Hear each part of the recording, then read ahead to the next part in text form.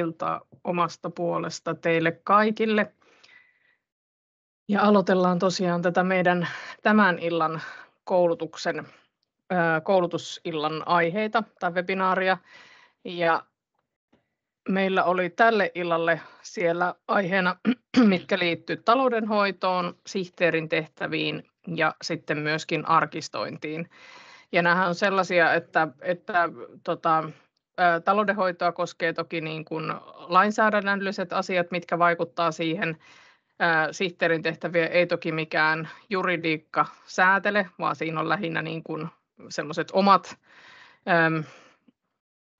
intressit ja lähinnä tämä esitys, mitä mä oon siihen valmistellut, niin on niin kuin sellaisia asioita, mitä olen itse tässä vuosien varrella hyväksi havainnut, ja ne on lähinnä semmoisia ehdotuksia tai suosituksia siitä, että millä tavalla asiaa voi hoitaa, mutta jokainen varmaan sitten muodostaa niistä ne omat tarpeensa. Ja sitten myöskin arkistoinnin osalta, niin siihen liittyy muutama juridinen asia, mitä täytyy huomioida, mutta muuten siinäkin on vähän niin kuin tyylivapaa. Ensin muutama sana itsestäni. Osa teistä on ehkä ollut tosiaan näissä aikaisemmissa webinaareissa, mitä tässä on ollut, mutta tosiaan mun oma taustani on tuolta Länsi-Helsingin sopimuspalokunnasta, missä on toiminut hallituksen jäsenenä ja taloudenhoitajana viime vuoden loppuun saakka. Taisin olla 5 vuotta, kunhan mä ehdin olla siinä tehtävässä, ja nyt sitten jäin niistä tehtävistä pois vuoden alusta sen takia, että olen nyt opintovapaalla ja keskityn noihin opiskeluihin, niin en sitten ole nyt näissä palokuntayhdistystoiminnoissa mukana. Mutta sitä kautta on niinku tullut se palokunnan toiminta tutuksi, ja sitten työn puolestani teen niinku näitä yhdistysten kouluttamisia, ja sitä kautta niinku olen yhdistysjuridiikan ja yhdistyksen ohjaamisten kanssa päivittäin tekemisissä. Tämän illan teemana tosiaan hallituksen vastuu palokunnan taloudenhoidossa ja myöskin sitten enemmän siitä taloudenhoitajan roolista, mutta myöskin sitten siitä hallituksen roolista, koska hallitus kantaa sitä vastuuta siitä taloudenhoidosta ja siitä, että mennään sääntöjen ja normien mukaisesti. Ja sitten muutama huomio siitä kirjanpitoon ja varainhoitoon liittyvästä tehtävästä. Ja sitten on ne palokunnan sihteerin keskeiset tehtävät, muutama asia, mikä liittyy niin kuin pöytäkirjoihin ja muuhun, niin semmoisia niin kuin suosituksia, mitkä on ehkä toimivia, ainakin omasta mielestä. Ja sitten myöskin palokunnan papereiden arkistoinnista, että mitä niistä olisi hyvä huomioida. Niin tällaisilla asioilla. Ollaan tosiaan sovittu tässä Pietun kanssa aikaisemmin, että mä käyn tämän esityksen läpi, ja jos teillä tulee kysymyksiä, niin voitte tuonne chatin kautta niitä kirjoittaa, ja sitten tämän webinaarin lopuksi päätetään tallenne ja voidaan käydä niistä läpi, niin ne ei sitten keskeytä tätä esitystä, ja ei tarvitse sitten muiden kuulla niitä, niin otetaan ne siellä lopussa sitten esille. Mutta lähdetään liikkeelle siitä palokunnan hallituksen tehtävistä ja rooli siitä taloudenhoidon näkökulmasta. Ensin muutama ihan yleinen asia, että mikä ohjaa sitä palokunnan toimintaa, niin sitä toki ohjaa yhdistyslaki, eli kun palokunnat on rekisteröityjä yhdistyksiä, niin sitä kautta ollaan yhdistyslain piirissä. Sitä ohjaa myös tuloverolaki ja tuloveroasetus, kirjanpitolaki ja sen asetus, henkilötietolaki, ennakkoperintälaki ja sen asetus, sitten erilaiset verohallinnon päätökset, muun muassa verovapaista matkakustannusten korvauksista, tilintarkastuslaki ja myöskin sitten palokunnan säännöt. Eli aika monta niin kun, lakia on, mikä määrittelee sitä toimintaa ja mistä tulee niitä ohjeistuksia ja määräyksiä siitä, että miten yhdistyksen pitäisi taloutta hoitaa ja miten kirjanpidollisesti tulisi toimia. Palokunnan sääntömääräisinä tehtävinä koskien kokoustoimintaa niin on varsinaiset kokoukset, eli syys- ja kevätkokous, ja tästä löytyy siitä kakkoswebinaarista löytyy lisäsisältöä vielä niin kuin tarkemmin siitä kokouksen järjestämisestä ja mitä asioita siellä käsitellään. Tarvittaessa palokunta voi sitten järjestää myös ylimääräisiä kokouksia, eli näiden syys- ja kevätkokouksen lisäksi. Ja kokouskutsuja kun lähetetään, niin niissähän aina täytyy sit lukea ne päätettävät asiat, mitä siellä käsitellään. Eli jos siellä poikkeaa joku asia siitä rutiinista tai sitten siellä käsitellään sääntömääräiset asiat, niin ne täytyy siinä kokouskutsussa mainita. Eli jäsenet käyttävät palokunnissa sitä ylintä päätösvaltaa osallistumalla noihin kokouksiin, ja niissä hyväksytään sitten se toimintasuunnitelma ja talousarvio sekä sitten toimintakertomus ja tilinpäätös, jotka on niitä myöskin taloutta ohjaavia asiakirjoja. Ja totta kai sitten hallitus toimii näiden kokousten välisenä aikana niin kuin, toimeenpanevana elimenä ja toimii sitten niiden toimintasuunnitelmien ja sen talousarvion puitteissa. Eli se, mitä jäsenet päättää siitä, että millainen se meidän talousarvio on, niin sen pitäisi ohjata sit sitä hallituksen toimintaa myöskin siihen vaikka, että minkälaisia hankintoja voidaan vaikka vuoden aikana tehdä. No, hallituksen tehtävistä ja vastuista, niin siellä teidän säännöissä, niin yleensä se on siellä 2. pykälässä, toki voi olla joku muukin, mutta yleensä siellä on niin kuin määritys siitä, että minkä takia palokunta on olemassa, eli mikä on se palokunnan toiminta ja tehtävät. Eli palokunnan hallitushan johtaa sitä palokunnan toimintaa ja hoitaa palokuntaa koskevat asiat sääntöjen ja näiden varsinaisten tai ylimääräisten kokousten päätösten mukaisesti. Ja myöskin sitten toteuttaa kokousten tekemiä päätöksiä. Hoitaa palokunnan varallisuutta, vastaa kirjanpidosta ja tilinpäätöksen laatimisesta. Ja sitten tosiaan se, että jos on taloudellisesti merkittäviä hankkeita, eli jotakin isompia hankkeita, niin niistä pitäisi sitten siellä yhdistyksen kokouksessa päättää, eli siellä kevät- tai syyskokouksessa tai sitten järjestää ylimääräinen kokous. Ja myöskin hallitus vastaa siitä, että se laatii toimintakertomuksen, arkistoi toimintakertomuksen, tilinpäätöksen ja muut pysyvät arkistoitavat asiakirjat. No, tässä on sitten yhdenlainen malliesimerkki siitä, minkälainen esityslista palokunnalla voi olla hallituksen kokoukseen. Tässä nyt on vähän niin kuin kaikki mahdollinen otettu, että ei varmaan joka kerta tämmöistä repertuaaria ole, mutta tässä on nyt punaisella tätä iltaa koskien tämä keskeinen asia, eli aina olisi hyvä hallituksen kokouksessa käsitellä ne talousasiat. Eli minkälaisia laskuja palokunnalle on saapunut ja käydä myöskin se sen hetkinen taloudellinen tilanne, mikä kirjattaisiin sinne pöytäkirjaan. Tämä ihan sen takia, että hallitus vastaa siitä palokunnan taloudenhoidosta, niin se, että se on jollakin lailla sinne asiakirjoihin arkistoitu. Ja kaikki on kartalla siitä, että mihin ne meidän palokunnan rahat menee. Eli sitä tulopuolta yleensä palokunnilla on hieman vähemmän, ja se tulee yleensä sitten niin kuin sieltä palokuntasopimusten kautta ja vähän niin kuin könttinä, mutta sitten niitä menojahan yleensä palokunnilla on kuitenkin kuukausittain, todennäköisesti on jonkinnäköisiä menoja, mitä sieltä on. Niin se olisi hyvä, että ne käydään sitten siellä hallituksen kokouksessa läpi. Mä en muuten lähde tätä esityslistan kohtia tässä nyt avaamaan. Näitä on myöskin käsitelty niissä aikaisemmissa hallinnon webinaareissa, mitä tässä on ollut, niin sieltä löytyy sitten lisätietoa. No sitten hallituksen toiminnasta, niin palokuntatoimintahan on aatteellinen yhdistys, eli tarkoitus ei ole palokunnissa, että palokunnat tuottaa voittoa, että tarkoitushan on ja yleensä käytäntökin on niin, että se mitä tulee, niin se vähän niin kuin menee. Totta kai sitä voi niin kuin pesämunaan säästää siihen, että jos on jotain isompaa hankintaa tulossa. Ja myöskään hallituksen jäsenillä niin pääsääntöisesti niin siitä ei ole niin kuin oikeutta saada palkkiota, ellei tätä palkkioasiaa ole käsitelty siellä yhdistyksen kokouksessa. Eli yhdistyksessä hallitus ei hyvän hallintotavan mukaisesti ei ole hyvä tapa, että hallitus päättäisi, että itselleen maksetaan kokouspalkkiota, vaan jos niin kuin esimerkiksi siitä hallitustoiminnasta aiottaisiin kokouspalkkiota nostaa, niin siitä pitäisi valmistella esitys sinne vuosikokoukselle ja siellä käsitellä se asia, eli jäsenet päättäisivät sen, että maksetaanko siellä kokouspalkkiota hallitustoiminnasta vai ei. Aika harvoinkaan näitä maksetaan, että yhdistyslaki lähtee siitä, että hallituksen jäsenillä on oikeus saada kulut korvattua, mitä tulee siitä tehtävän hoitamisesta, tai kohtuullinen korvaus siitä, niin sekään ei tarkoita välttämättä kokouspalkkiota, vaan se tarkoittaa ehkä ennemminkin sitä, että jos nyt vaikka olisi kokous aina fyysisesti paikan päällä, niin olisiko esimerkiksi niin, että korvattaisiin sitten matkoista jonkinnäköinen osuus tai jotakin muuta. Mutta mahdollista on myös kokouspalkkiota maksaa, mutta sitten sen päätöksen tosiaan tekee se vuosikokous. No, hallituksen toiminnan ohjenuorana raha-asioissa voisi sanoa, että niin kuin kaikessa muussakin toiminnassa, niin semmoinen avoimuus ja läpinäkyvyys on niin kuin hyvä asia, että se kestää päivänvalon, mitä siellä on tehty, niin sehän ruokkii sitä luottamusta niin kuin jäseniä kohtaan siitä, että hallitus hoitaa hyvin tehtävänsä.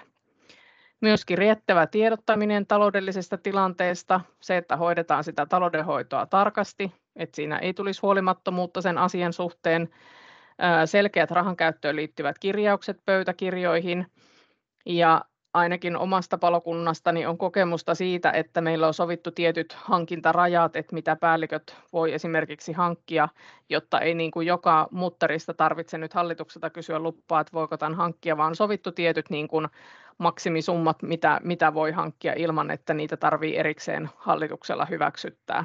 Mutta myöskään päällystöllä ei ole ihan niin kuin vapaa niin kuin pankkikortti sen suhteen, että mihin sitä rahaa voi käyttää. Et toki täytyisi pysyä niin kuin sen mukaisesti, mitä sinne talousarvioon on kirjattu. No sitten tosiaan, jos on palokunnalle jotakin isompia erilaisia hankkeita, niin se, että siitä nimetään niin kuin vastuuhenkilöt, että jos nyt vaikka on, että aiotaan uusia, vaikka että jos palokunnalla on vaikka teollisuuspyykinkoneet ja kuivurit ja jotain sellaisia ja aiotaan tämän tyyppisiä hankkia, niin sitten, että tähän nimetään erikseen hankehenkilöt, jotka sitten pyytää niin kuin tarjoukset ja esittelee sitten hallitukselle ne tarjoukset ja niistä tehdään sitten päätökset, että mitä ollaan hankkimassa, niin tällainenkin on ihan hyvää toimintaa.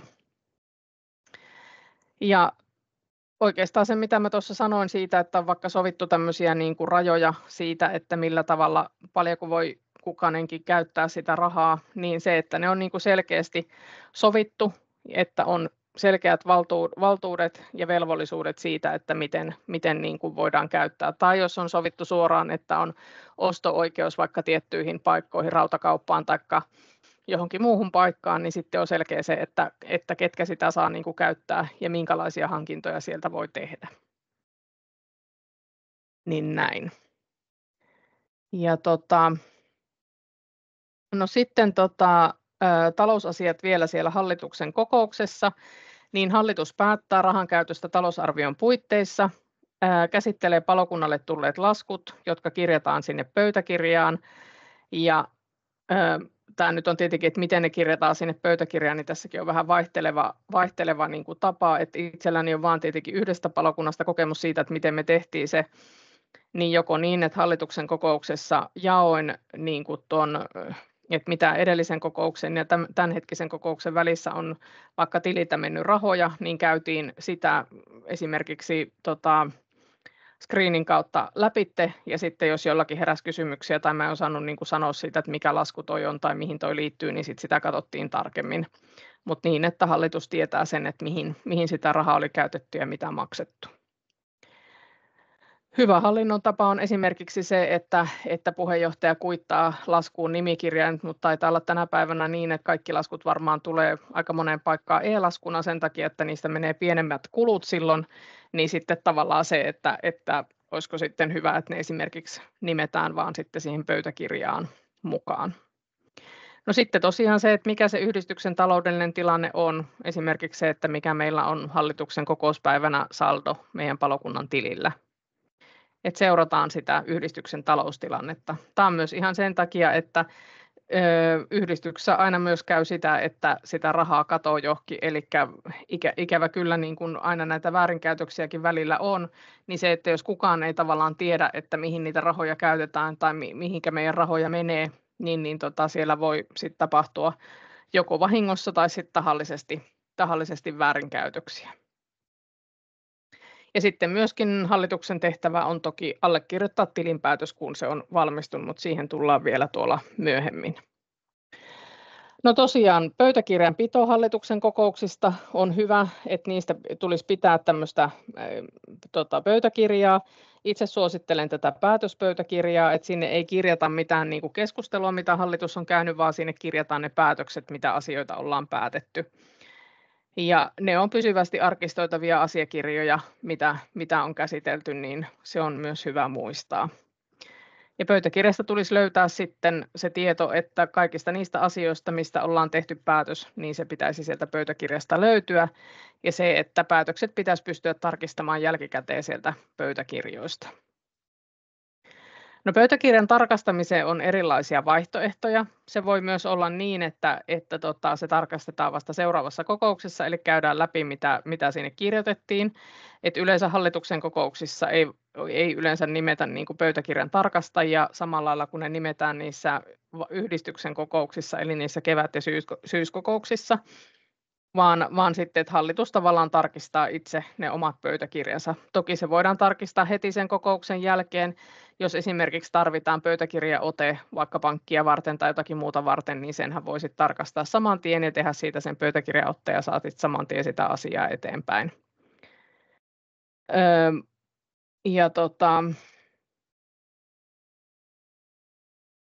No tästä ei oikeastaan muuta.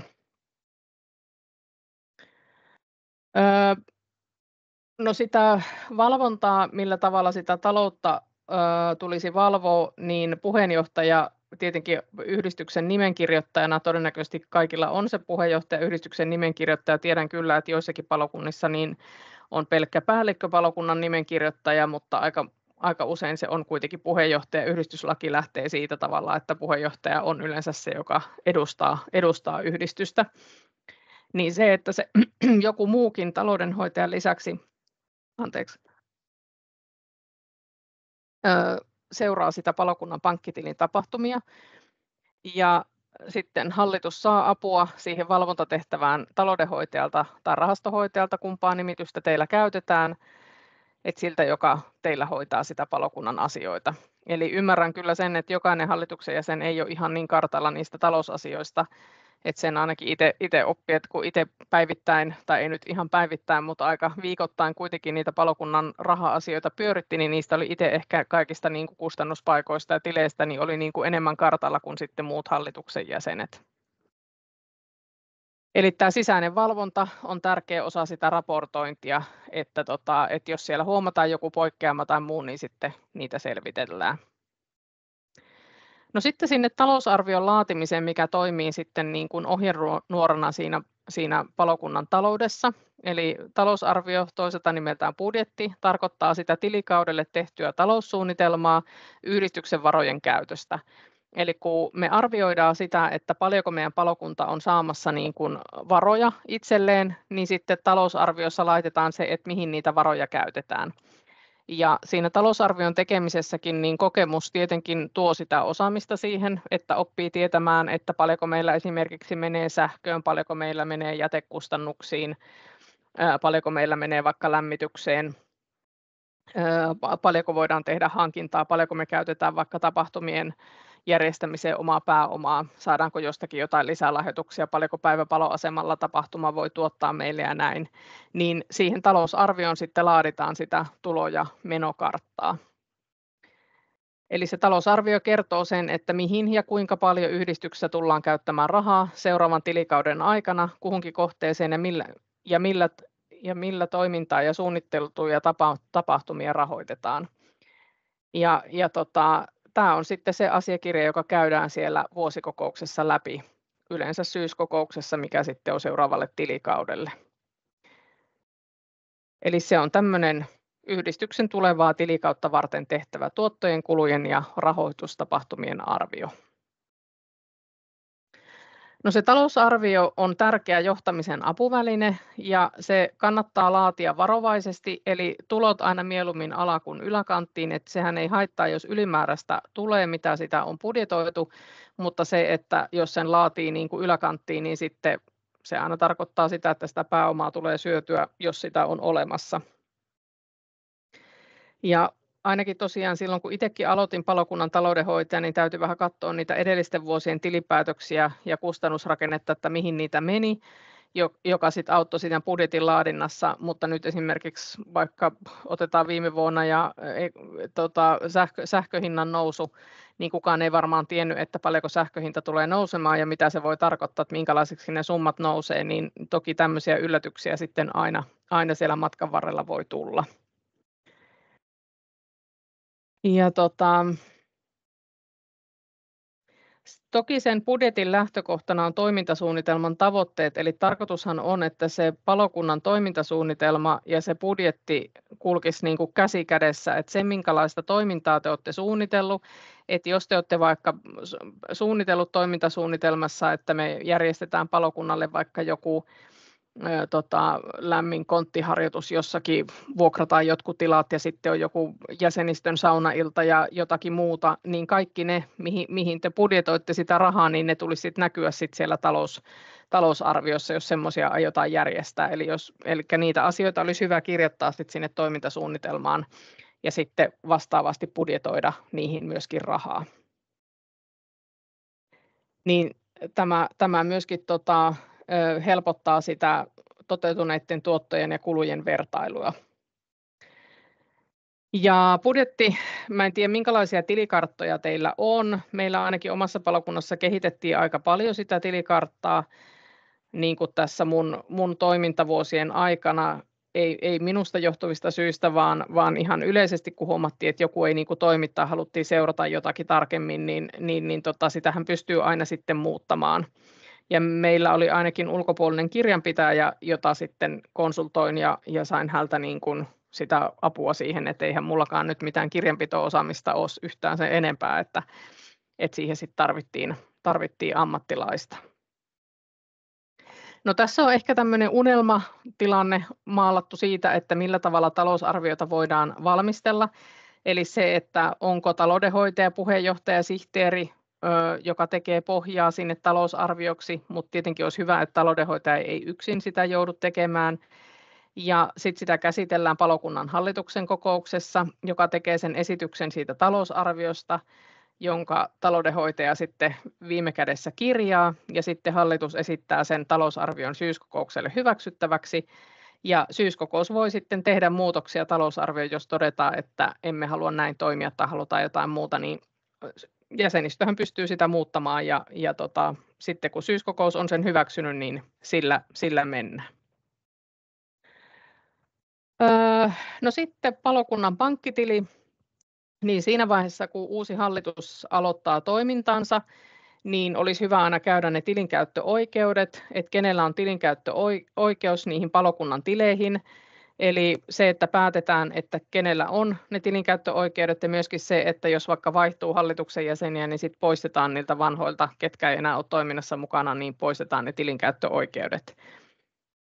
Pankki voi vaatia, että erikseen sinne pöytäkirjaan on kirjattu, että kenellä on verkkopankkitunnusoikeus, jos palokunnalla on maksukortti, niin se on aina niin kuin todennäköisesti henkilökohtainen, kuka sitä käyttää, ja nämä kaikki kirjataan sitten siihen pöytäkirjaan.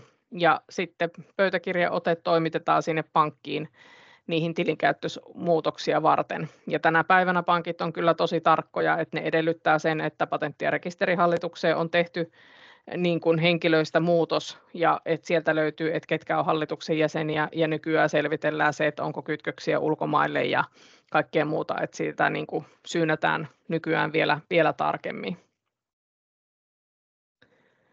Ja hyvä olisi, jos tilinkäyttöoikeudet olisi 2 hengellä, niin se toki vähentää sitä väärinkäytösriskiä, että sinne pääsee 2 ihmistä. Ja myöskin se, että kun meistä kukaan ei ole kuolematon, niin olisi hyvä, että jollakin toisellakin kuin taloudenhoitajalla on mahdollisuus maksaa sieltä laskuja ja muita, että jos sitten tuleekin joku pitkä sairastuminen tai joutuu sairaalaan tai muuta, niin pystyisi ne hoitamaan. Ja toki se, että sitten nämä e-laskut tänä päivänä on huomattavasti edullisempia varmaankin melkein jokaisessa pankissa, että kun ottaa laskut e-laskuna eikä sitten ne tuu sinne paperipostilla sinne palokunnalle. Yleensä sinne pankkiin riittää tosiaan se pöytäkirjan ote siitä hallituksen kokouksesta ja siitä pöytäkirjasta, jossa tilinkäyttöoikeudet on poistettu vanhoilta ja myönnetty uusille toimijoille, mutta tosiaan osa pankeista voi vaatia, esimerkiksi meillä vaadittiin, kun meillähän tosiaan siis 2 palokuntaa yhdistyi ja palokunnan nimi muuttui, niin sinne piti toimittaa palokunnan säännöt ja sinne piti toimittaa syyskokouksen pöytäkirja henkilövalinnoista ja muita, että niin kuin katsottiin tosi tarkkaan, että kaikki on niin kuin mennyt oikein, koska siinä oli myöskin se yhdistyksen nimen muuttaminen ja muuta. Mutta tällaisia dokumentteja sieltä voi vaatia. No sitten niistä kirjanpidon tositteista, eli en tiedä minkälaisia käytäntöjä teillä palokunnissa on, että hyväksytäänkö teillä esimerkiksi, onko niin, että voi omalla rahalla käydä jotain ostamassa ja sitten taloudenhoitaja maksaa niitä henkilöille sitten niitä kuitteja vastaan niitä rahoja takaisin, niin kaikki tämmöiset tositteet, oli ne sitten niin kuin kuitit maksetuista laskuista tai tämmöiset niin kuin käteisostokuitit tai muita, niin niiden tositteiden säilyttäminen on olennainen osa kirjanpitoa. Ja ne tositteet on tärkeitä, koska ne toimivat todisteena siitä, että millaisen käyttöön se raha on sijoitettu ja saatu. Ja niiden tositteiden avulla voidaan varmistaa, että kirjanpito ja tehdyt kirjaukset on paikkaansa pitäviä. Ja se ei tarkoita sitä, että jos nyt niin kuin samalla reissulla käyt ostaa vaikka päiväpaloasemalla tapahtumiin, vaikka Tukusta käyt hakemassa makkarat ja sinapit ja muuta ja sitten samalla ostat sieltä vaikka palokunnan vessapaperia ja talouspaperia täydennät, niin yhden tositteen kulut voi jyvittää eri tilille, että jos teillä on joku oma siivouskustannuspaikka-tili tai muu, mihin ne paperit kirjataan muuten, niin sittenhän siitä yhdestä kuitista voi toki jyvittää eri tileille, että se, että on yksi kuitti, niin ei tarkoita sitä, että ne kaikki pitää kirjata sinne samaan. Mutta tämmöinen tieto pitää sitten kirjata siihen tositteeseen, ja ainakin itse on tuonne meidän kirjanpitoon, niin välillä on semmoisiakin laskuja, että on 3 eri paikkaan sitten mennyt niitä kuluja, mitä yhdellä laskulla on ollut. Ja kirjanpitoon liittyvät tositteet tulee säilyttää 6 vuotta ja sitten tasekirjat 10 vuotta sen tilikauden päättymisen jälkeen. Eli nämä on hyvä muistaa tähän talouteen liittyvistä asioista. Näitä ei nyt erikseen siinä arkistointikohdassa ole, että ne on nyt tässä kohdin sitten kirjattu, mutta tosiaan nämä tositteet, eli ne lippulappukuittiset, niin 6 vuotta ja sitten tasekirjat 10 vuotta tilikauden päättymisen jälkeen. Mutta sitä vanhempia tasekirjoja, jos teillä on, niin sitten niitä saa hävittää sieltä myöskin pois. Et ei tarvitse kaikkia niitä 70-luvun dokumentteja siellä säilyttää. No joo, toi Heeros-asia ei liity teihin, mutta tänä päivänä on hyvin paljon erilaisia malleja myös, että tallennetaan sähköiseen maailmaan näitä, niin erilaisia noita järjestelmiä on olemassa. Ja sitten tosiaan ne tilinpäätökset ja talousarviot, niin ne tallennetaan sääntömääräisten kokousten pöytäkirjojen yhteyteen, niin ne kuuluisi sitten sinne osioon. No, taloudenhoitajan tehtävänä on esimerkiksi huolehtia siitä, että se tilinpäätös valmistuu ajallaan, eli kun saadaan niin kuin se edellinen vuosi pulkkaan, niin sitten saadaan vielä nopeasti siitä joulukuulta kaikki dokumentit toimitettua eteenpäin ja saadaan se tilinpäätösasiakirjat lähetettyä sitten kirjanpitäjälle, joka sitten tekee sen yhteenvedon siitä edellisestä vuodesta ja saadaan ne asiakirjat sitten ajoissa toiminnan tarkastusta varten ja sinne kohti kevätkokousta. Tullaan tuossa myöhemmin vielä siihen kohtaan uudestaan. Ja taloudenhoitaja todennäköisesti on teillä se, joka toimittaa tilinpäätöksen hallituksen ja toimintarkastajien käsiteltäväksi. Ja sitten ainakin itse olen joutunut yleensä esittelemään sen tilinpäätöksen ja tilintarkastajan lausunnon sitten vuosikokoukselle, joka on sitten se instanssi, joka päättää sitä vastuuvapauden myöntämisestä hallitukselle. Ja se yhdistyksen tilinpäätös tulee valmistella sääntöjen määräämällä tavalla. Ja hallituksen toki tulee perehtyä hyvissä ajoin ennen vuosikokousta siihen tilinpäätökseen ja allekirjoittaa se ennen tilintarkastusta. Ja sen hetkinen hallitus allekirjoittaa sen tilinpäätöksen. Eli hallitus vastaa siitä, että se tilinpäätös pitää paikkaansa, miten se kirjanpitäjä tai miten se tilinpäätös on tehty. Ehkä teillä joillakin on myös niin, että te teette sen itse, mutta mulla ei ainakaan oma osaaminen riitä kirjanpidon tekemiseen, että sen takia se oli hyvä, että se oli ulkoistettu se asia. No, tässä on tämmöinen malli siitä valmistautumisesta kevätkokoukseen, eli ensin hallitus hyväksyy sen toimintakertomuksen ja hyväksyy se tilinpäätöksen, ja se tilinpäätös allekirjoitetaan. Aika moni varmaan siis ihan kynällä sen allekirjoittaa, että aika harvalla on varmaan tämä sähköistä järjestelmää olemassa. Ja sitten tosiaan, että siinä on niin kuin se hallitus allekirjoittaa sen tilinpäätöksen, ja sitten sen jälkeen, kun se tilinpäätös on allekirjoitettu, niin sitten alkaa se toiminnantarkastusprosessi. Mulla tulee tuosta toiminnantarkastuksesta vielä muutama dia tuolla vähän myöhemmin. Unelmatilanteessa, kun toiminnantarkastaja tekee toiminnantarkastusta, niin siinä olisi hyvä olla esimerkiksi puheenjohtaja ja taloudenhoitaja mukana, jolloin he sitten pystyy vastaamaan toiminnantarkastajille niin kuin mahdollisiin kysymyksiin, että mitä tämä tarkoittaa ja miten tämä on näin ja mistä tähän löytyy dokumentit ja näin. Mutta en tiedä, miten teillä menee, mutta meidän palokunnassa ei ainakaan ehkä ihan näin toimittu, vaan sitten toiminnantarkastajat ottivat dokumentit kotiinsa ja tekivät sen kotonaan sen toiminnantarkastukset. No, toiminnantarkastajan tehtäviä on tarkastella sitä hallintoa, ja sen takia niin kun se pelkkä tilinpäätös ei riitä toiminnantarkastajalle, vaan hänellä pitää olla pääsy sitten niihin hallituksen pöytäkirjoihin, ja mitä kautta he tarkistelevat sitä hallintoa. Ja sitten kun he on sen omalta osaltaan tehnyt, niin sitten he allekirjoittaa tilinpäätöksen, ja sitten he laatii se toiminnantarkastuslausunnon, ja sitten nämä kaikki asiakirjat viedään sinne kevätkokoukseen jäsenten käsiteltäväksi, ja jäsenet sitten hyväksyvät tai hylkäävät toimintakertomuksen, hyväksyvät tai hylkäävät tilinpäätöksen ja myöntää tai ovat myöntämättä tili- ja vastuuvapauden hallitukselle. Mutta tässä on sen takia tosiaan laitettu tämä 4 viikon sisällä, että kun mietitään se, että tämä ehditään sinne kevätkokoukseen laittaa, ja mä en tiedä mikä teillä on käytäntö sen suhteen, että lähetättekö te näitä dokumentteja etukäteen jäsenistölle, että ennen kuin ne ehtii sieltä kirjanpidosta tulla ja sitten tehdään toiminnantarkastus, että ne ehtii sinne kevätkokoukseen. No, sitten mennään tähän toiminnantarkastukseen. Ja yhdistyksellä on siis oltava aina toiminnantarkastaja, jos sillä ei ole tilintarkastajaa. Ja tämä toiminnantarkastaja on niin kuin pienissä yhdistyksissä niin kuin se aika yleinen, että aika harvalla välttämättä on sitä tilintarkastajaa, eli voi olla kirjanpitäjä, joka hoitaa sitä kirjanpitotoimintaa, ja sitten toiminnantarkastajathan voi olla vaikka palokunnan jäsenistöstä valittuja henkilöitä, jotka tekevät sen toiminnantarkastuksen.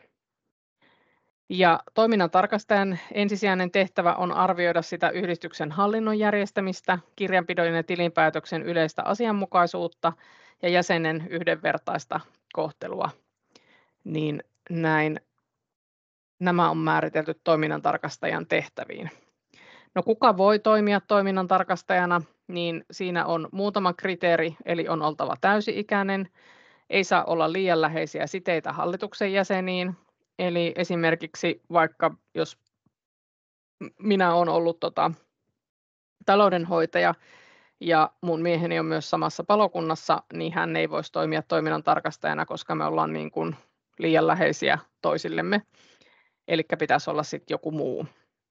Ja sitten tarkastajan oma taloudenpito tulee olla nuhteeton, mutta tätähän ei kukaan myöskään mistään pysty tarkastelemaan, että pitääkö tämä paikkansa. No, mitä sitten toiminnantarkastajat tekee?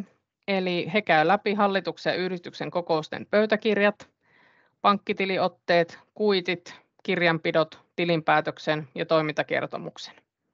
Ja sitten jos heillä tulee jotain kysyttävää, niin todennäköisesti se on puheenjohtaja tai taloudenhoitaja, keneltä he kysyvät sitten lisätietoja siitä, että miten tämä on mennyt. Meillä ainakin toiminnantarkastajat on puuttunut siihen, että meillä on välillä ollut näitä tositteita hukassa, että ne on johonkin kadonnut ne tositteet ja niiden perään on sitten kyselty. Eli toiminnan tarkastaminen tarkoittaa pöytäkirjojen osalta vielä tarkemmin, että onko jäseniä kohdeltu yhdenvertaisesti, kokouksessa tehdyt päätökset on yhdistyksen sääntöjen ja yhdistyslain mukaisia ja tehtyjä päätöksiä on noudatettu. Ja sitten kirjanpidosta, tilinpäätöksestä, pankkitileistä ja mahdollisesta käteiskassasta tarkistetaan, että rahat ovat tallella. No en ehkä tuosta käteiskassasta sano sen enempää muuta kuin, että ne käteiskassat on myös aina niin kuin semmoinen vähän omanlaisensa prosessi, että niissä pitää olla myös tosi huolellinen siitä, että niistä niin kuin, ne säilyy niin kuin hallinnassa se käteiskassa-asia. Kaikki rahaliikenne tulee merkitä sinne kirjanpitoon, mahdollisista puuttuvista kuiteista on selvitys ja tuotot ja kulut on oikealla tilikaudella. Ja sitten se, että rahat on käytetty yhdistyksen menoihin eikä esimerkiksi hallituksen jäsenen henkilökohtaisiin tarpeisiin, niin tätäkin toiminnantarkastajat tarkastelee. No, toiminnantarkastajathan laatii myös toiminnantarkastuskertomuksen. Siihen toiminnantarkastuskertomukseen ei ole olemassa mitään semmoista tiettyä muotoa, minkälainen se tulisi olla, eli se voi olla vapaamuotoinen. Ja jos mitään ongelmia ei ole havaittu, niin se kertomus voi olla hyvinkin lyhyt. Mainitaan, mitä asiakirjaa on tarkastettu, onko hallinto- ja taloudenhoito asianmukaisesti järjestetty, onko esteitä tilinpäätöksen vahvistamiselle ja vastuuvapauden myöntämiselle ja maininta, minkä tilikauden toiminta on tarkastettu. Eli tämmöiset asiat siihen riittää. Ja sitten jos siellä olisi jotakin puutteita, niin kertomuksessa tulee ilmoittaa kaikki tarkastajan huomaamat väärinkäytökset, myös epäilyt niistä. Ja jos yhdistykselle on aiheutettu olennaista vahinkoa, niin niistä pitää mainita. Ja tarkastuksessa havaittuja pieniä huolimattomuusvirheitä ei tarvitse luetella sinne kertomukseen. Ja pikkuvirheistä kannattaa antaa hallitukselle erillinen muistio, jotta asiat saadaan jatkossa kuntoon. Niin tässä oli talousosuus. Sitten käydään vähän sitä sihteerin osuutta läpi. Sihteeri on niin kuin puheenjohtajan, en mä tiedä, ei voi oikeastaan sanoa, että kukaan ei olisi korvaamaton hallituksessa. Kaikilla on niin kuin hyvin tärkeä merkitys, mutta myöskin sitten, kun tässä viimeisenä osiona tulee se arkistointi, niin sillä on tosi tärkeä merkitys, että sihteeri on hoitanut tehtävänsä hyvin ja kirjannut ne asiat hyvin, niin se auttaa myöskin sitä arkistointia hyvin paljon. Ja sen takia tässä on nyt otsikkona, että sihteeri on korvaamaton yhdistystoiminnassa. Sanoisin, että kyllä se taloudenhoitajakin aika korvaamaton on. Mutta sihteeri varmaan riippuu vähän yhdistyksestä, mutta jos tehtävänsä täsmällisesti hoitaa, niin se on todennäköisesti puheenjohtajan ohella eniten työllistetty siitä hallituksesta. Kun sihteeri pääsee kartalle siihen, että millaisia asiakirjoja tehdään ja muuta, että tähän liittyy hyvin paljon semmoista niin kuin mallitoimintaa, että niin kuin pöytäkirjat kannattaisi olla aina standardisoitu tehty, että ne olisi niin kuin samanlaiset ja muuta, niin se kun ne saa kertaalleen ne pohjat hyvin tehtyä ja muuta, niin sitten se helpottaa sitä tehtävää. Et kaikkea ei tarvitse osata, mutta pitää olla tietoinen siitä, että mistä voi hakea siihen niin kuin apua ja tukea, että miten niitä pöytäkirjoja ja muita tehdään.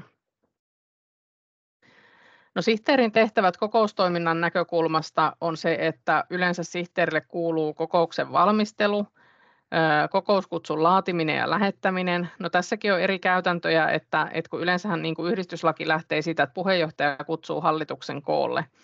Ja jos hallitus kokoontuu niin kuin vaikka kerran kuussa, joka kuukauden ensimmäinen keskiviikko, niin todennäköistähän on, että mitään erillistä kutsua ei välttämättä lähetetä. Tänä päivänä se voi olla varmaan Teams-kutsu, mikä laitetaan jäsenistölle, tai ei jäsenistölle kuin hallituksen jäsenille, mutta se, että yleensä olisi hyvä, että esityslista laaditaan etukäteen ja lähetetään hallituksen jäsenille, jotta tiedetään, mitä siellä käsitellään. Meillä on palokunnassa ollut niin, että meillä on ollut hallituksen Teams-kanava, missä on ollut esityslistapohja ja kaikki on voinut viedä sinne esityslistalle asioita käsiteltäväksi, niin se on helpottanut sitä, että sihteerin ei ole tarvinnut niitä erikseen tehdä. No, kokouspaikkajärjestelyt, tämä nyt koskee ehkä noita varsinaisia kokouksia, että jos ne pidettäisiin jossain muualla, että todennäköisesti niin kuin kokoustaminen tapahtuu siellä palokunnalla, mutta nykyään kun Teams-järjestelmät on mukana kokouksissa, niin kyllä siinä aina tietty aika menee, että saadaan tietokoneet päälle ja kaiuttimet toimimaan, ja koska jos osa hallituksen jäsenistä osallistuu etänä ja muuta. No, mun mielestä on tietenkin hyvä, että kaikki hallituksessa hallitsisivat kokoustekniikkaa, että se ei ole mikään niin kuin Karjalaaman konsertti siellä kokouksessa, vaan se, että kokouksessa noudatettaisiin kokoustekniikkaa, että kokouksen esityslistan kohdat avataan ja puheenjohtaja avaa keskustelun ja sitten siitä käydään keskustelua, keskustelu päätetään, puheenvuorot pyydetään. Eli se, että se ei ole niin, että kaikki huutaa siellä päällekkäin, niin se helpottaa sitä sihteerin työtä ja myöskin se on ehkä kaikille osallistujille miellyttävämpää siihen kokoukseen osallistuminen. Sihteeri yleensä pitää kokousmuistiota tai sitten kirjoittaa suoraa pöytäkirjaa. Että tässäkin on vaihteleva tyyli, että tekeekö itselle vaan muistiota ja sitten kirjoittaa kokouksen jälkeisen pöytäkirjan, vai kirjoittaako sitten samalla jo suoraan sitä pöytäkirjaa. No sitten tietenkin kaikki nämä asiakirjahallinnat, niin kyllä se yleensä sitten sihteeri on, joka viime kädessä katsoo, että toimintasuunnitelmassa on pilkut ja pisteet kohdallaan, vaikka sitä hallituksen kesken laaditaan, samoin kuin toimintakertomuksen osalta. Ja sitten se, että onko sihteeri se, joka tekee sen yhdistysrekisteri-ilmoituksen, vaikka kun hallituksen jäsenet vaihtuu, vai onko se puheenjohtajan tehtävä, niin tämäkin on varmaan vähän palokuntakohtaista. Ja sitten se arkistointi niiden pöytäkirjojen osalta, niin todennäköisesti se on sihteerillä, koska hän on niitä myöskin tehnyt. Ja toki kokouksessa puheenjohtajan avustaminen, mitä apuja puheenjohtaja sitten tarvitsee. Eli mitä niitä apuja voisi olla siellä kokouksessa, mitä puheenjohtaja tarvitsee, niin jos nyt tulisi äänestämistä, no hallitukset on yleensä niin pieniä, että siinä nyt ei mitään ihmeellistä tule, mutta tietenkin sitten kun me puhutaan kevät- ja syyskokouksesta, niin siellä voi sitten olla äänestysjärjestykseen, äänestämiseen liittyviä niin kuin erilaisia, että on esimerkiksi ne äänestysliput olemassa, jos hallituksen jäsenistä äänestetään, niin ne on ne liput valmiiksi olemassa, mihin sitten, mitä niille jäsenille jaetaan, ja jotta me tiedetään, että kenellä siellä on äänioikeus, jos teillä on erikseen kunniajäseniä, joilla ei ole puheoikeutta tai äänestysoikeutta hallituksessa, tai jos teillä on nuorisojäseniä, niin missä vaiheessa heillä on oikeus päättää kokouksen asioista, niin kaikki tällainen vaatii vähän etukäteismiettimistä. Tai sitten se, että jos teillä on niin, että osa on etänä, niin hallituksen täytyy varautua siihen, että jos tulee joku äänestäminen, että miten se myöskin hoidetaan niin kuin se äänestäminen sieltä etäyhteydellä, vai onko teidän säännöt sellaiset, että se on myös rajattu, että jos se on etänä, niin ei pysty äänestämään noissa kokouksissa, niin sellainenkin on tänä päivänä nykyään mahdollista tehdä.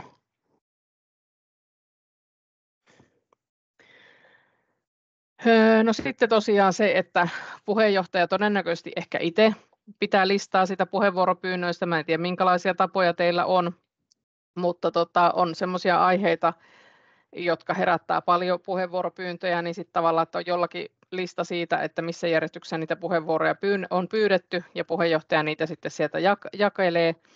Ja sitten, että jos sieltä tehdään ehdotuksia, niin tuleeko se yhdistyslaista vai kokoustekniikasta se, että jos joku ehdottaa siellä, että no minä ehdotan nyt, että ostetaan palokunnalle pakastin, ja kukaan ei kannata sitä ehdotusta, niin sitä ehdotustahan ei tarvitse huomioida, eli vaan kannatetut ehdotukset menee eteenpäin, eli jonkun pitäisi kannattaa aina sitten sitä ehdotusta, jotta se olisi semmoinen, mikä tulee huomioitua. Ja sitten toki henkilövalinnoissa, niin ehdokkaiden nimien kirjaaminen, että ne tulee kirjattua oikein, että ketä siellä on ehdotettu ja onko ehdokkaita enemmän kuin paikkoja ja tuleeko sitten äänestäminen ja näin. Ja sitten lopuksi se pöytäkirjan laatiminen. Eli yleensä se sihteeri on myös se hallituksen jäsen, aika harvalla varmaan on mitenkään hallituksen ulkopuolelta sihteeriä, niin sihteerihän osallistuu normaalisti päätöksentekoon hallituksessa ja vaikuttaa tehtäviin ratkaisuihin ja äänestää samalla lailla kuin muutkin. Ja eli on ihan samassa asemassa kuin ne muutkin hallituksen jäsenet. Niin se ei siitä poikkea millään lailla. No sitten vielä liittyy oikeastaan sihteerin työhön tai ylipäänsä se hallituksen toimintaan, niin on toi esityslista-asia.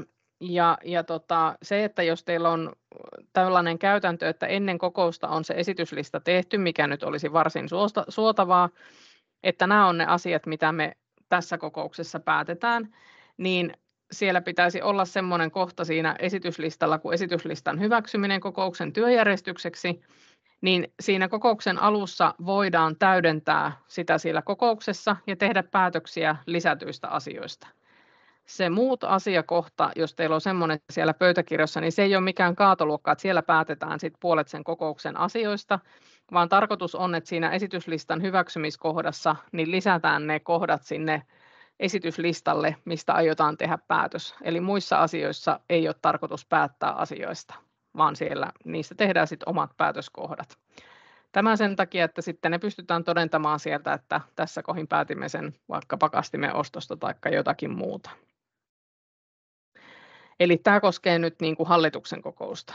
No sitten varsinaista kokousta, eli se kevätkokous, syyskokous tai ylimääräinen kokous, niin niissä voidaan käsitellä vain niitä asioita, mitkä on mainittu kokouskutsussa. Eli kokouskutsuhan pitää sääntöjen mukaan lähettää tai niin kuin julkaista etukäteen, niin siinä kokouskutsussa tulee mainita asiat, mitä kokouksessa käsitellään. Niin siellä, jos joku jäsen vaikka kokouksen alussa sanoo, että hei, mä haluan nyt tänne esityslistalle käsiteltäväksi tällaisen asian, niin sitä ei voida ottaa sinne käsiteltäväksi. Eli vain ne asiat, mitkä on siellä esityslistalla varsinaisessa kokouksessa, niin ne voidaan siellä käsitellä. Ja varsinaisissa kokouksissa siellä muut asiat kohdassa voidaan käydä siis keskustelua, mutta niistä ei voi tehdä päätöksiä.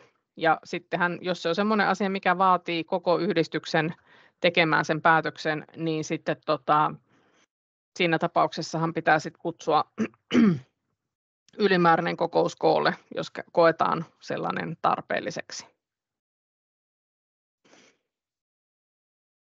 No sitten varmaan tärkeintä on, että jos siellä hallituksen kokouksessa keskustelua syntyy niin kuin paljon ja ihmiset puhuu päällekkäin, että jos ei se mene ihan sen kokoustekniikan mukaisesti, niin sihteerin tulisi huolehtia siitä, että hän saa kirjattua sinne pöytäkirjaan, että mitä me ollaan päätetty, kuka toteuttaa, milloin toteutetaan ja mitä siihen pöytäkirjaan kirjoitetaan. Eli jos sihteeri ei niin kuin ihan tiedä, että mitä me niin kuin käsiteltiin, niin sihteeri voi aina kysyä puheenjohtajalta, että mitä kirjataan pöytäkirjaan.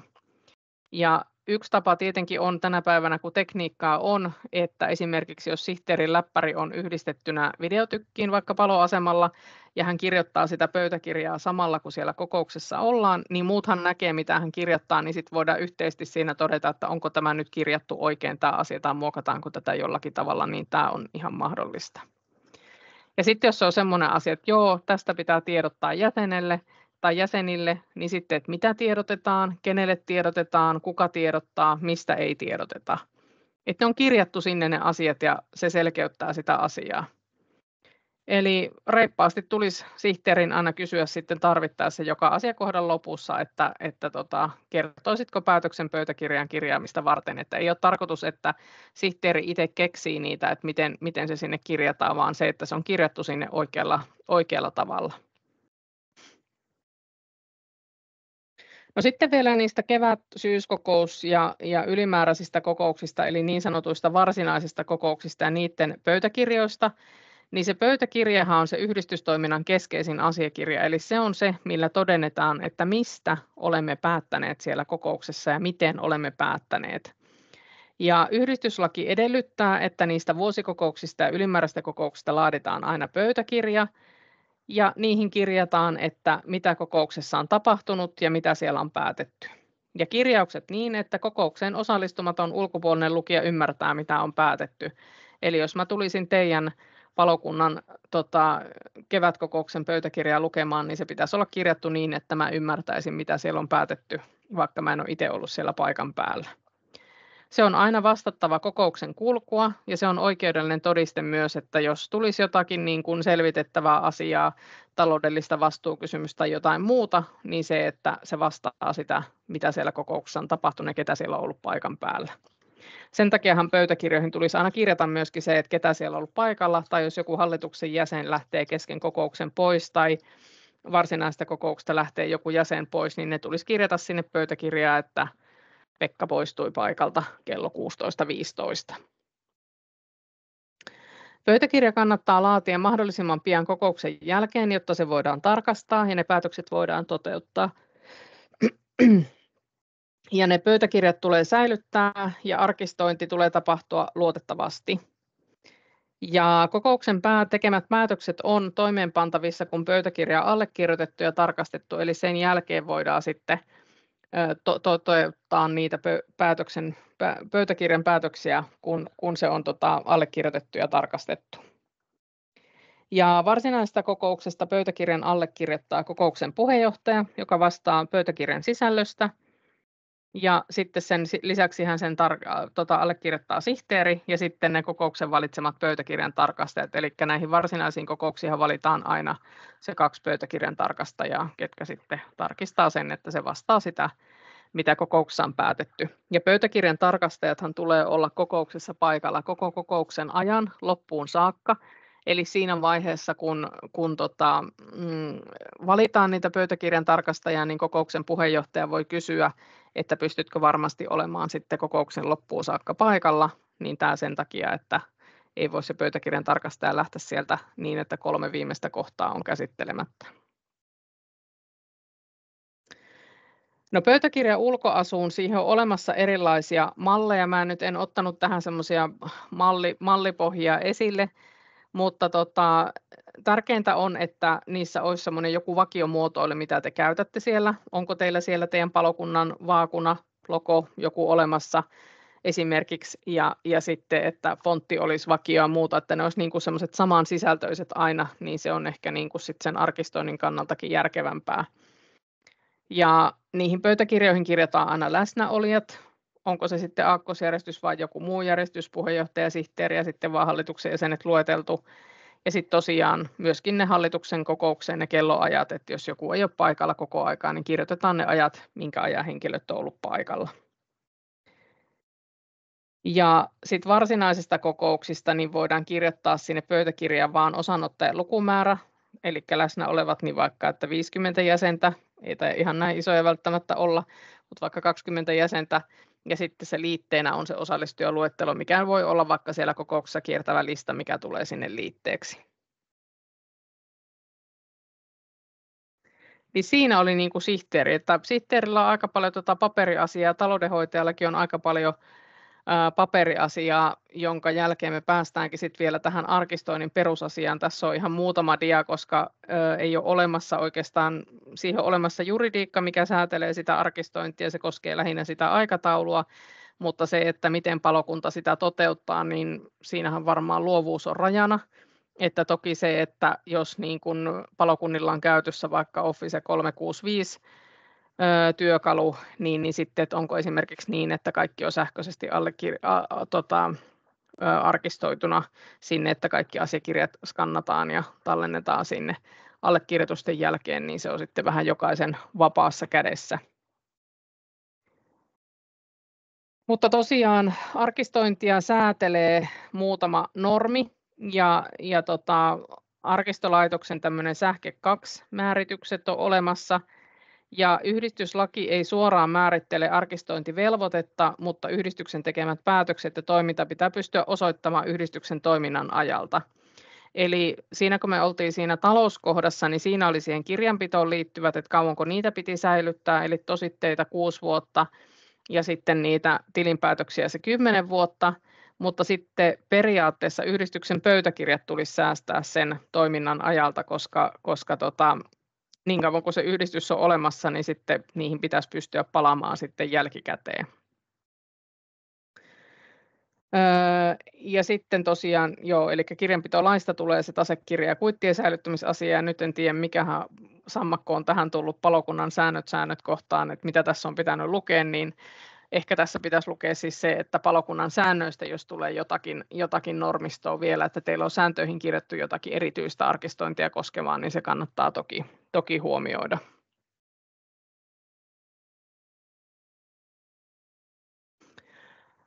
No otsikossa on virhe, mutta siis kaikki yhdistyksen oman toiminnan tuloksena syntyneet asiakirjat on arkistoitava. Ja tämä tarkoittaa siis sitä, että säännöt ja rekisteröintiasiakirjat, eli kun te rekisteröitte yhdistyksen patentti- ja rekisterihallitukseen, niin ne asiakirjat tulee arkistoida, ja myöskin se, että jos teillä on palokunnan säännöt ja jos te muutatte sääntöjä, niin toki on myöskin ehkä ne vanhat säännöt hyvä arkistoida, että ne löytyy sieltä yhdistyksen toiminnasta. Pöytäkirjat, ja sitten jos teillä on vaaleja, eli henkilövaaleja, ja on vaikka erikseen sitten syyskokouksessa henkilövaalit ja siitä tehdään ääntenlaskentapöytäkirja, niin se tulee myöskin säästää, arkistoida. Sitten jos teillä on jotakin omaisuutta, niin omistusasiakirjat. No sitten muistiot, eli jos olisi jotakin, mitä mä nyt sanoisin, virallisia muistioita, sellaisia, mikä niin kuin olennaisesti liittyy siihen palokunnan toimintaan, niin ne olisi hyvä arkistoida. Toimintasuunnitelmat, toimintakertomukset, sitten ne tilinpäätökset ja sitten ne toiminnantarkastajan lausunnot, mutta nehän on yleensä sitten liitteenä siellä kevätkokouspöytäkirjassa, niin ne varmaan löytyy sieltä. Ja sitten on jotakin järjestettyjä tapahtumia, niin nekin on toki ihan hyvä, että jos sitten joskus jotakin historiikkia kaivellaan, niin sieltä löytyy, että tämmöisiä tapahtumia meidän palokunta on ollut järjestämässä, niin ne olisi ihan hyvä olla siellä olemassa. Näin. Nyt mä varmaan niin kuin pajatin tämän koko pajatson yhtä soittoa. Tämä on ehkä vähän niin kuin yksiselitteisempää tietyllä lailla tämä asia, mutta nyt ihan mielenkiinnolla kuuntelen, että mitä ajatuksia heräsi ja mistä asiasta haluatte kysyä lisää.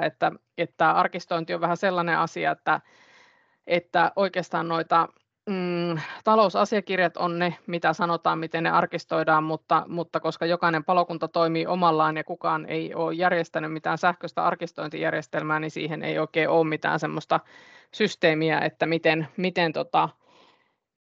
miten pitäisi arkistoida, niin se on varmaan sellainen, että missä kaikkialla niitä arkistointeja sitten säilytetään, niin siitä varmaan voidaan sitten käydä keskustelua.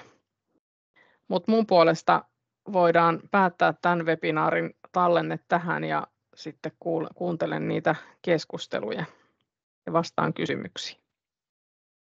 Yes, kiitos paljon Riikka. Laitetaan täältä vielä nauhoitus päättymään.